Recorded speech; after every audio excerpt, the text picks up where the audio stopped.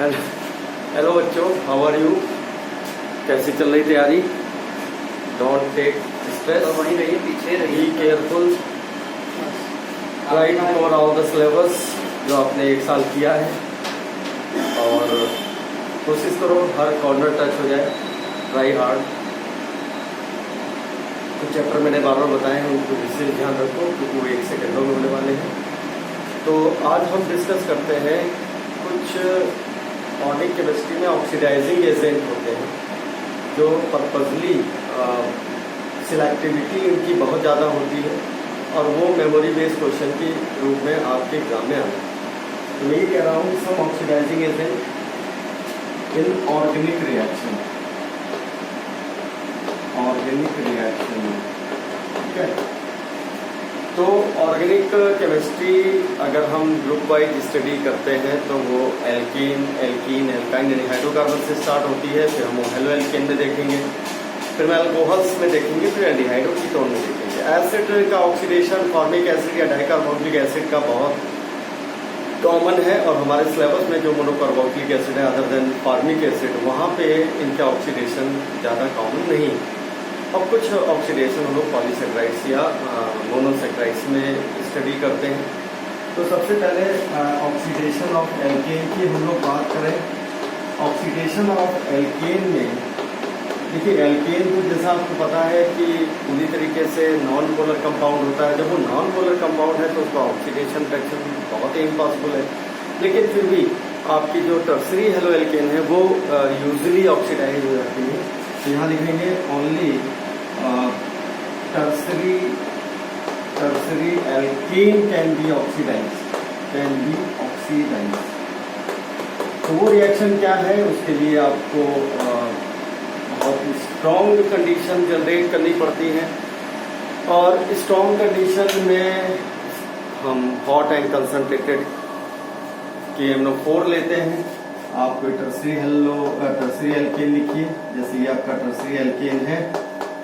अब इसका ऑक्सीडेशन हम हॉट एंड कंसंट्रेटेड KMnO4 से करते हैं, तो ऑब्वियस है कि वो अल्कोहल में ऑक्सीडाइज हो जाती है। तो they are oxidised into alcohol like this. बाकी के कोई एल्केन ऑक्सीडाइज नहीं होते हैं, बाकी के कोई एरीन्स में जरूर ऑक्सीडेशन है, वो हम लोग आगे डिस्कस करने वाले हैं। इसके बाद ऑक्सीडेशन ऑफ एल्कीन, यहाँ पे लिख दें ऑक्सीडाइजिंग एजेंट, यहाँ पे लिख दें एल्कीन और यहाँ पे लिख दें एल्काइन।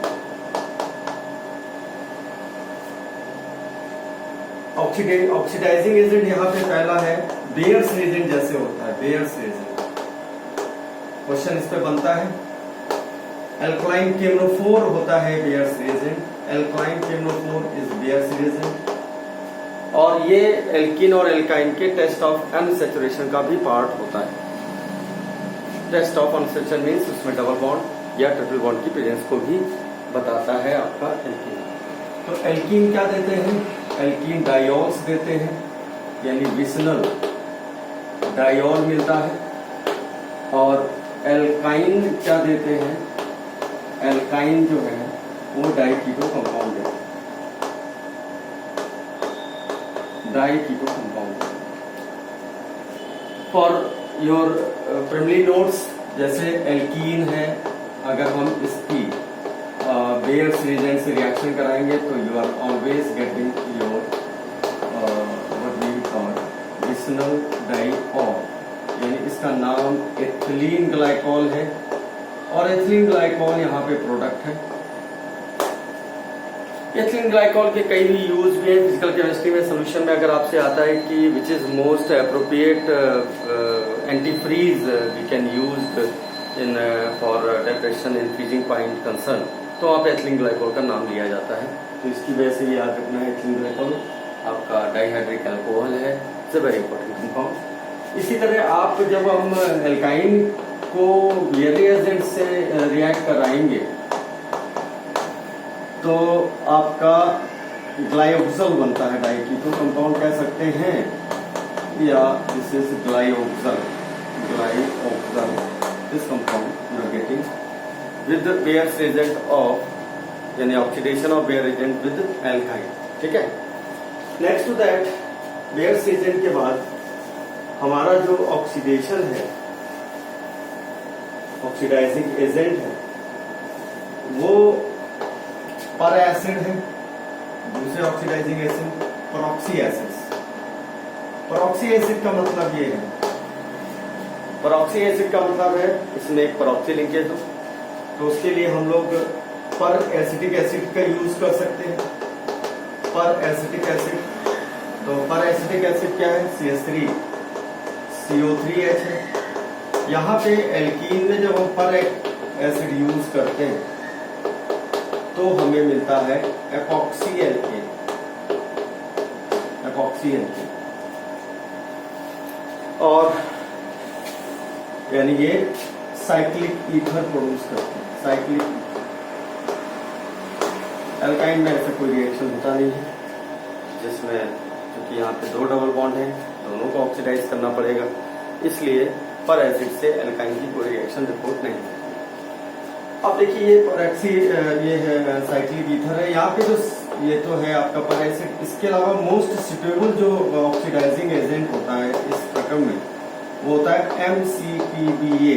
MCPBA, MCPBA बोलते हो मेटाक्लोरो पर बेंजोइक एसिड। मेटाक्लोरो पर बेंजोइक एसिड, मेटाक्लोरो पर बेंजोइक एसिड। ठीक है।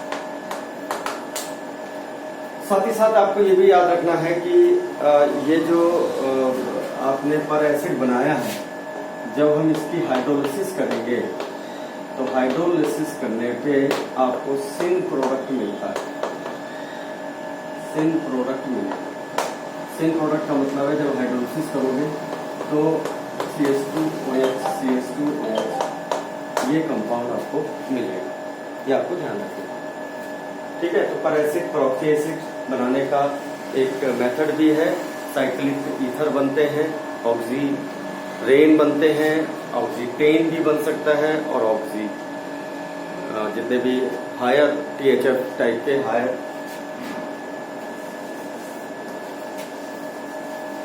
साइक्लिक ईथर आपको मिलेगा। ये तो एल्कीन का एक अनसैचुरेशन का टेस्ट है, बेयर्स एजेंट टेस्ट। दूसरा जो ऑक्सीडेशन है एल्कीन और एल्काइन में, वो है इनकी ओजोनोलिसिस। ओजोनोलिसिस, ओजोनोलिसिस में एल्कीन का प्रोडक्ट क्या होता है? एल्कीन का प्रोडक्ट होता है ओजोनोलिसिस में aldehyde and ketone. Aldehyde and ketone, और एल्काइन की भी ओजोनोलिसिस होती है, जिसमें आपको डाई एल्डिहाइड या डाई कीटो कंपाउंड मिल सकता है। तो ozonolysis very important in that कि जैसे आपने एक एल्काइन ली और उसको ओजोनलाइज किया। ओजोनोलिसिस अगर हम बात करते हैं तो ये ओजोनोलिसिस होती है जिंक की प्रेजेंस में, तो ये रिडक्टिव ओजोनोलिसिस हम बोलते हैं। ओजोनोलिसिस में ओजोन का एडिशन किया, फिर हाइड्रोलिसिस किया, जिंक की प्रेजेंस में किया, तो रिडक्टिव ओजोनोलिसिस हुई। रिडक्टिव ओजोनोलिसिस में आपको इस कंपाउंड में ये डबल बॉन्ड पूरा ऑक्सीडाइज हो जाना है, तो दो मॉलिक्यूल एस्टर रिएक्टिव मिला CH3CH2। साथ ही एल्काइन की अगर हम बात करें तो एल्काइन में अगर हम ओजोनोलिसिस करेंगे, और रिडक्टिव ओजोनोलिसिस की ही मोस्टली बात होती है, तो वहां पे आपको डाई एल्डिहाइड यानी फिर से ग्लाइकोजल मिलेगा। ओजोनोलिसिस का ध्यान आते ही क्वेश्चन जरूर आपके दिमाग में बत्ती के तौर पे जलना चाहिए कि ओजोनोलिसिस और केमोफोर में कौन बेटर अनसैचुरेशन का टेस्ट है। तो आंसर होगा ओजोनोलिसिस, क्योंकि ओजोनोलिसिस ना केवल आपको टेस्ट ऑफ अनसैचुरेशन बताएगा, बल्कि लोकेशन ऑफ डबल और ट्रिपल बॉन्ड भी बताएगा कि 1-2 कार्बन के बीच है, 2-3 कार्बन के बीच है, 3-4 कार्बन के बीच है, जितनी भी लंबी chain. Is a better test of unsaturation ozonolysis. इसके बाद एल्कीन और एल्काइन के ऑक्सीडेशन में हम आगे बढ़ते हैं और बात करते हैं, अगर हम एसिडिक केमोफोर ले लें तो एसिडिक केमोफोर गर्म कंडीशन में ये डबल बॉन्ड या ट्रिपल बॉन्ड को टूट के उनके एसिड में कन्वर्ट कर देता है, और अगर टर्मिनल पे आपका है डबल और ट्रिपल बॉन्ड तो आपको फॉर्मिक एसिड मिलेगा, जो अंततः फाइनली वो आपको CO2 और H2O देगा। ठीक है, तो hot and acidic chemophore, hot and acidic chemophore में जो एल्कीन में प्रोडक्ट मिलते हैं वो मिलते हैं, मान लीजिए आपका ये एल्कीन था CH3 CH double bond CH3, जिसको ऑक्सीडेटिव क्लीवेज रिएक्शन कहते हैं, हॉट एंड कंसंट्रेटेड केमोफोर। तो ये इसका एसिड देगा इतने कार्बन का और दूसरा भी इतना एसिड इतने कार्बन का। मैं फिर से बता दूं, अगर टर्मिनल एल्कीन और एल्काइन है तो वो हमेशा देगा फॉर्मिक एसिड जो फाइनली ऑक्सीडाइज होगा H2 और CO2। याद रखिए। दूसरी बात ये रखिए कि अगर हम ओजोनोसिस कर रहे हैं तो ओजोनोसिस में फॉर्मिक एसिड मिल रहा है तो वो ऑक्सीडाइज नहीं होगा H2O CO2, क्योंकि ओजोन एक उतना पावरफुल ऑक्सीडाइजिंग एजेंट नहीं है जितना केमोफोर और H2O7। एल्काइन में भी आपको ऑक्सीडेटिव क्लीवेज रिएक्शन मिलने वाला है, यानी अगर हम इसको ऑक्सीडाइज करेंगे, किसमें ऑक्सीडाइज करेंगे, hot and concentrated what we called chemophore में, तो ये टूटेगा तो क्या बनेगा, CH3COH बनेगा और CH3COH बनेगा, दो एसिड बनेंगे। जितने कार्बन का आपका ब्रेकेज है उतने कार्बन का आपको कार्बोक्सिलिक एसिड बन जाएगा एसिडिक केमोफोर की प्रेजेंस में। तो ये एल्कीन और एल्काइन के ऑक्सीडाइजिंग एजेंट हैं। पहले हमने एक एल्केन के ऑक्सीडाइजिंग एजेंट की बात करी थी। अब हम आगे बढ़ते हैं। हेलो एल्केन में एज सच कोई ऑक्सीडाइजिंग एजेंट है नहीं जिसकी हम बात कर पाए, और अगर हेलो एल्केन में बात करनी है एक रिएक्शन की तो वो भी याद रखिए। जैसे हमने हेलो एल्केन लिया, हेलो एल्केन अगर हमने लिया, जैसे हमने लिया CH3CH2Cl और इसमें हम बेंसो डाल दें, बेंसो होता है डाइमेथाइल सल्फो ऑक्साइड, ये भी एक ऑक्सीडाइजिंग एजेंट है, तो ये डायरेक्टली ये इथेन में कन्वर्ट होता है। एक ये रिएक्शन जो आपको याद रखनी है। बाकी हेलो एल्केन का ऑक्सीडेशन फंडामेंटली स्किल है, क्योंकि ऑलरेडी क्लोरीन जुड़े हुए हैं और वो रिप्लेस नहीं होते हैं, तो एक ये रिएक्शन याद रखना। अब हेलो एल्केन के बाद अगली होमोलॉगस जो सीरीज आती है वो है अल्कोहल की। Alcohol, oxidation of alcohol. तो ऑक्सीडेशन ऑफ अल्कोहल में जो ऑक्सीडाइजिंग एजेंट है, तो पहले तो हम लेते हैं केमोफोर और K2Cr2O7, इनमें से कोई एक ले ले। तो अल्कोहल में थोड़ा सा डिटेल है ऑक्सीडेशन के प्रति। यहाँ पे जो स्कीम आती है कि 1 डिग्री अल्कोहल एसिड देता है, एसिड देगा, 2 डिग्री अल्कोहल जो है वो कीटोन देगा, कीटोन देता है, 3 डिग्री अल्कोहल आपको डिफिकल्ट टू ऑक्सीडाइज, इसका ऑक्सीडेशन बहुत मुश्किल, difficult to oxidise, this is very difficult to oxidise जब हम बात करते हैं 3 डिग्री अल्कोहल, क्योंकि इसमें अल्फा हाइड्रोजन होता नहीं है। दूसरा जो ऑक्सीडाइजिंग एजेंट है वो हम यूज करते हैं PCC और PDC। PCC का मतलब था pyridine क्लोरोक्रोमेट और PDC pyridine डाइक्लोरोक्रोमेट। तो ये माइल्ड ऑक्सीडाइजिंग एजेंट है बेटा, अगर माइल्ड ऑक्सीडाइजिंग एजेंट है तो ये 1 डिग्री अल्कोहल को सीमित कर देते हैं। 1 डिग्री अल्कोहल यहाँ पे केवल एल्डिहाइड तक सीमित हो जाता है। 2 डिग्री अल्कोहल कीटोन तक हो जाता है और 3 डिग्री अल्कोहल उनका ऑक्सीडेशन बहुत मुश्किल है, अगेन ठीक। तो PCC, PDC और माइल्ड ऑक्सीडाइजिंग एजेंट इनको आप याद रखिएगा। यहाँ पे फर्क है, यहाँ आपको एसिड मिलना है और यहाँ पे एल्डिहाइड मिलता है। सवाल आता है कि अगर हमें ऑक्सीडेशन प्रोडक्ट एल्डिहाइड तक रोकना है तो हम कौन सा ऑक्सीडाइजिंग एजेंट यूज करेंगे, तो याद रखना PCC, PDC, पेंटेंस reagent, Collins reagent, Jones reagent, बहुत सारे रिएजेंट हैं जिनमें क्रोमियम के ऑक्साइड है, बेसिक मीडियम है, सॉल्ट बनाता है पिरिडियम, तो वो आपको एल्डिहाइड तक रिएक्शन को रोक देगा और वो एल्डिहाइड मिल जाएगा इस प्रोसेस में। दूसरी बात है कि अगर हम ऑक्सीडाइजिंग एजेंट ले लें MnO2 और इसको हीट कर दें तो it oxidise allylic alcohol. Allylic alcohol, ये एलाइलिक अल्कोहल को ऑक्सीडाइज करता है। जो एलाइलिक पोजीशन पे अल्कोहल है उसको ये कीटोन या एल्डिहाइड में ऑक्सीडाइज कर देगा। ये याद रखना, MnO2 भी ऑक्सीडाइजिंग एजेंट है, is a very selective oxidising agent, और ये प्रोडक्ट देगा एलाइलिक कार्बन पे लगे हुए अल्कोहल को, एल्डिहाइड अगर टर्मिनल है और बीच में है तो वो कीटोन में कन्वर्ट कर देता है।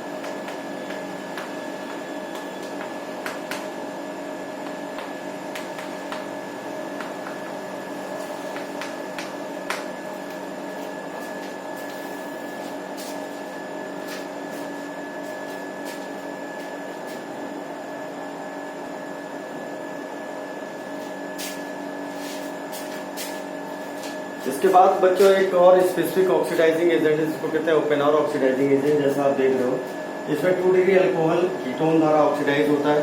बहुत ही स्पेसिफिक ऑक्सीडाइजिंग एजेंट हम लेते हैं एल्युमिनियम आइसोप्रोपोक्साइड, वो उल्टा पुल्टा कर देता है। 2 R इधर आ जाने हैं, 2 R अल्कोहल बनाएंगे और 2 मिथाइल ग्रुप आपका कीटोन बनेगा। तो दिस इज कॉल्ड ओपेनर ऑक्सीडेशन। ठीक है, एक बहुत ही जबरदस्त क्वेश्चन दिमाग में आ रहा है, तो इसमें हम अल्कोहल के ऑक्सीडेशन को बेटर समझ सकते हैं। मान लीजिए कि जैसे आपका जो कंपाउंड है CH3 है, CH है, डबल बॉन्ड CH है, और यहाँ एक OH लगा हुआ है और एक यहाँ लगा हुआ है CH2OH। ये कंपाउंड है आपका, दिस इज योर कंपाउंड। अब इसमें पूछा जाएगा फाइंड प्रोडक्ट। फाइंड प्रोडक्ट पहला K2Cr2O7 SO4 यूज करें, दूसरा हम PCC यूज करें, तीसरा हम MnO2 यूज करें, और चौथा हम यूज करें CrO3 और H+। ये ऑक्सीडाइजिंग एजेंट अगर हम यूज करें तो इसमें आपसे पूछा जाएगा कि क्या क्या प्रोडक्ट बन सकता है। Good question, try to rememberise this question. अब देखिए K2Cr2O7 क्या करेगा कि सबसे पहले तो इसको ये ऑक्सीडाइज कर देगा। तो प्रोडक्ट क्या मिलने वाला है इसके साथ, ध्यान से देखिए इसके साथ प्रोडक्ट क्या मिलने वाला है, ध्यान से देखिए इसके साथ प्रोडक्ट ये मिलेगा। ये टूटेगा, ये जब टूटेगा तो एक तो मोल CH3COH का मिल जाएगा। ठीक है, इसके बाद आपका ये टूटने के बाद इसका ऑक्सीडेशन होना है। तो जब इसका ऑक्सीडेशन होना है तो COOH ये होना है और CH2COH ये होना है, और ये जो बीच वाले टर्मिनल है ये भी ऑक्सीडाइज हो जाया करेंगे CO। अगर हम K2Cr2O7 लेते हैं, ये ध्यान दें। ठीक है, अगर हम PCC लेंगे तो केवल ये प्रभावित करेगा इस टर्मिनल को। तो PCC के साथ ये चैन कैरी करेगी, ध्यान दीजिए, ये चैन कैरी करेगी यहाँ तक। जब ये चैन यहाँ तक कैरी करेगी तो ये कंपाउंड CHO तक सीमित हो जाया करेगा। MnO2 ये एलाइलिक है, देखिए sp2 sp3, तो इसको कीटोन में इसको कन्वर्ट कर देना। यहाँ पे चैन कैरी करेगी बेटा CH3 CH double bond CH और C डबल बॉन्ड O, और क्या होगा H CH2 CH2OH, ये ऐसे बनेगा। और जब हम CrO3H+ लेंगे तो उस केस में ये चेन बेटा कैरी करेगी CH3 CH और डबल बॉन्ड CH, और ये कंपाउंड जो सेकेंड डिग्री है कीटोन में कन्वर्ट हो जाएगा और फर्स्ट डिग्री जो है वो ACD में कन्वर्ट हो जाएगा। तो देखिए एक अच्छा सा क्वेश्चन है, फिर से समझ लीजिए। ये आपका कंपाउंड है, ये वेरियस ऑक्सीडाइजिंग एजेंट है। अगर KMnO4 K2Cr2 एसिडिक कंडीशन लेंगे तो ये ऑक्सीडेटिव क्लीवेज रिएक्शन लेगा। ये टर्मिनल एसिड, ये टर्मिनल एसिड, ये टर्मिनल एसिड और ये टर्मिनल आपका एसिड में कन्वर्ट हो जाएगा। ठीक है। PCC अगर लेंगे तो PCC केवल उसको टच करेगा तो ये सब कैरी करेगा, यहाँ CHO बन जाएगा। MnO2 एलाइलिक कंडीशन पे इसको कीटोन में कन्वर्ट कर देगा, बाकी जगह अनटच रहेगा। CrO3 क्या चेन तो नहीं तोड़ेगा, बट ये सेकेंड डिग्री अल्कोहल को कीटोन में और उसको इसमें कन्वर्ट कर देगा। तो ये ध्यान रखना कि हम कैसे इसमें आगे बढ़ रहे हैं। तो CH3 है और CH3 COH CH3 C double bond O, ये कंपाउंड आपके क्वेश्चन, इसको आपको जरूर देखना है। अब अल्कोहल के ऑक्सीडेशन में हम लोग देखिए, ऑक्सीडेशन का मतलब या तो ऑक्सीजन का जुड़ना या हाइड्रोजन का हटना, दोनों चीजें। तो उसमें एक ऑक्सीडेशन 1 डिग्री अल्कोहल जैसे हम लेते हैं और इसको कॉपर ट्यूब के साथ गर्म करते हैं 675 केल्विन पे, तो यहाँ पे एल्डिहाइड, ये भी ऑक्सीडेशन ही।